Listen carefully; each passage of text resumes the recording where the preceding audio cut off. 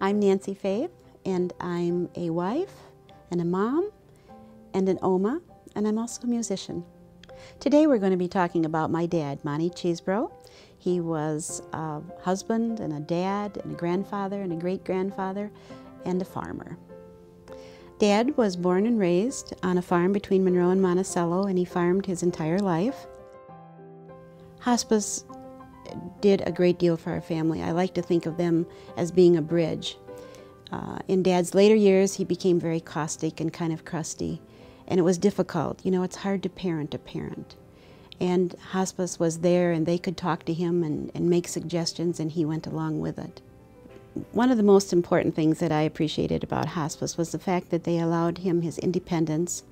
They showed care and concern, and there were times that he was not your model patient. He was very independent and he liked to do things his way, but they had a way of talking to him and making sure that he went along with what they suggested. If I would have suggested that, they would have never gone along with it. But they came in and took care of that. And they took an interest in his farming, they took an interest in his landscaping, and they kind of went to where he was and listened to his stories so many, many, many times. But they were always caring about him. There was a nurse that had Mont in hospice before, and she came back on as his hospice nurse the last time as well, and that was Brooke Hosley. Dad and Mom watched Brooke grow up, so he had known her all of his life and her parents. And she could talk Monty talk. You know, she could talk stern to him, and he'd go along with it. He always called her Brooks, my Brooks.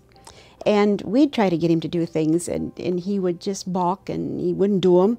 And she'd waltz in and say to him, "Okay, Monty, we're going to do this." And away they went, and he was happy as a clam.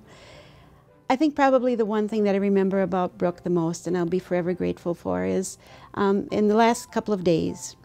And she would stop up to the home, of course, many times. And when she came that one time, she said, "You know, can I just have a minute with Mont?" She said, I just want to take some vitals and do that sort of thing. And when she came out and I went in, you know, somebody in a hospital gown always looks like they're not feeling well. She had removed the hospital gown and put Dad in one of his favorite shirts. And I will forever remember that that gave him dignity, and it showed that he was special. And that's what he wanted in life. He was always very neat and very prim. And that was just a testimony to who he was. And she'd gotten to know him, and she knew that that would be important for him. And she took care of that. In my years of growing up, I spent many years practicing the piano and the organ, and the music has always been a very important part of my life, and I played for funerals and weddings for many decades. And after I retired, one of the things on my bucket list was I wanted to learn to play the violin.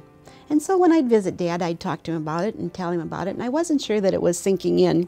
So one day when I went to play for the residents up at the New Glarus home, and I had him out in the cafeteria there, the dining room, I said to him, "I brought my violin along today, Dad. I'm going to play for you." And he kind of looked at me, you know, and so I got it out and I played my rendition that I was so proud of Mary Had a Little Lamb. And when I finished, I took a little bow and I said to him, "So Dad, what'd you think of that?" And he said, long, long pause. And I'm thinking, oh, Nance, you walked into this. "Well," he said, "let's just say don't give up the piano and the organ." So that was kind of a left-handed compliment, but it sufficed. I can't imagine not having hospice in our life. They helped us make some very difficult decisions.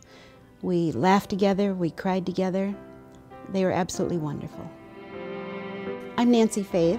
That's my Monroe Clinic story.